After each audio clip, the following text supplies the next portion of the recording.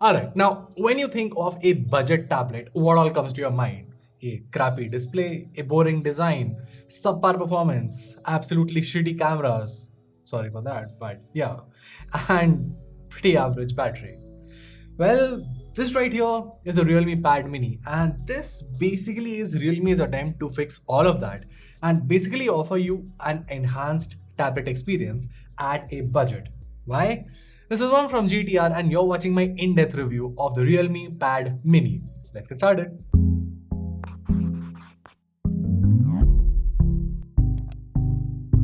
Alright, so first things first, let's start by talking about the design here.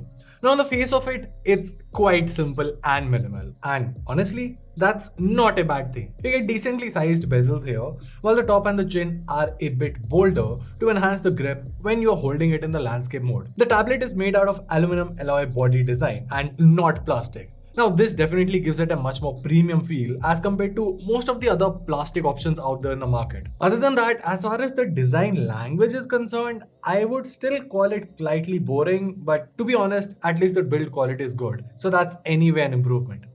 Also, the device is 7.6 mm thin and weighs about 372 grams, which definitely makes it quite handy. And see, that is a personal preference. Now, I know there are folks out there who want a 10-inch tablet, and I mean, sure, everyone has their own choice. If you want a 10-inch tablet, that's fine.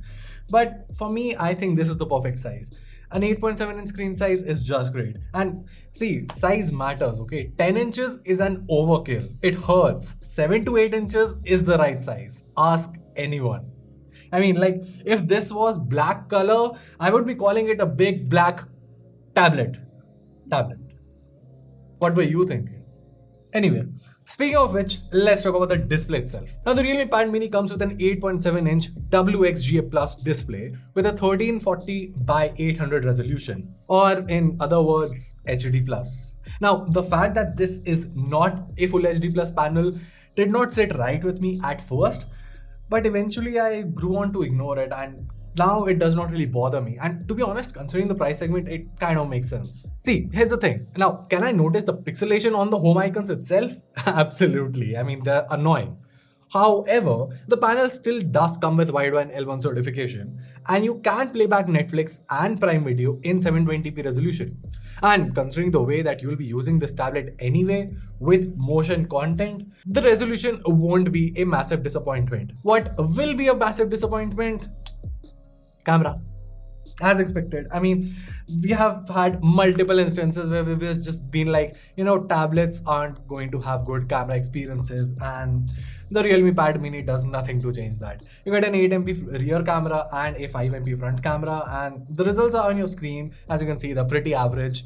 I don't like using the word bad for any product, so let's just stick with average and just enough for video calls, provided you have decent lighting conditions, and that's about it. Now, you also get dual stereo speakers here which sound loud and crisp. Also, the orientation check works well. What I mean by that is that the sound adapts very well to the way that you're holding. For instance, if right now I'm holding and this is the left channel and this is the right channel, when I rotate the device, this becomes the left channel and this becomes the right channel. For a lot of budget devices, they just have fixed lining or they just have dual speakers, but they are not proper stereo. This is proper stereo that adapts to your orientation or the rotation, and that is a good thing. And that feature comes in very handy whether you're watching movies or especially when you're playing games, because you want to know in which direction the enemy footsteps are coming from.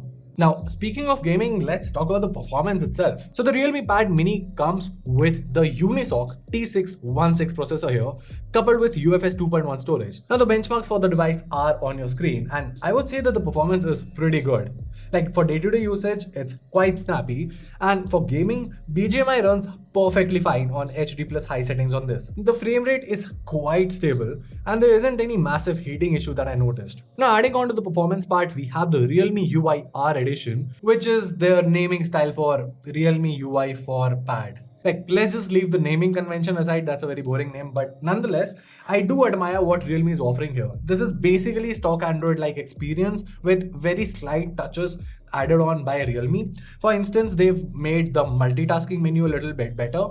Basically, that you can launch two apps simultaneously for like split window. And overall, I would say that, yeah, the experience is pretty good. However, it's worth highlighting the fact that this tablet still runs on Android 11. Now, I'm sure most folks, considering it's a tablet, might not care about it much, but personally, I really want the Android 12 version. And actually, not just the Android 12 version, I want the Android 12L or whatever Google is calling it.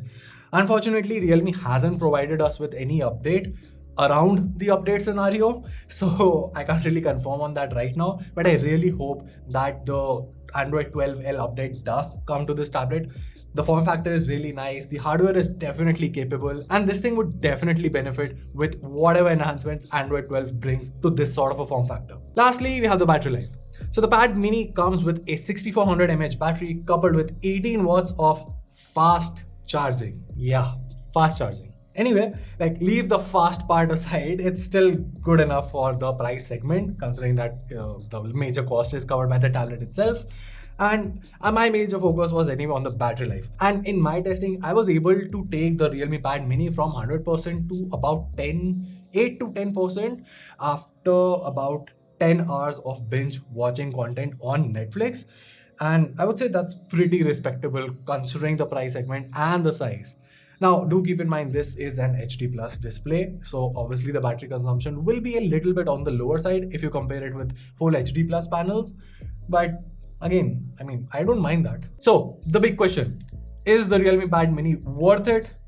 Well, it's clear that the Realme Pad Mini is competing against the Samsung Galaxy Tab A7 Lite. And when you compare both of the tablets, it's clear that Realme gives Samsung a run for its money. You get the same size display, but an IPS panel instead of the TFT one.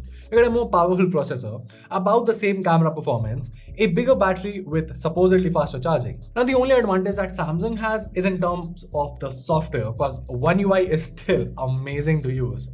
However, it's not to say that Realme is far behind. The little changes that they've done here are pretty good. They do come in handy. And for the most part, if you are not going to be using your tablet for note taking, that is one area where Samsung Notes is just flawless. But yeah, if you're not going to be using it for note taking, but primarily for content consumption and slight gaming, the Realme Pad Mini is great, not just for adults, but especially for kids. This thing is very well optimized for kids, where you have the ability to create different accounts for your kids, and the tablet also comes pre-installed with YouTube Kids. So yeah, all in all, is the Realme Pad Mini worth it for its price?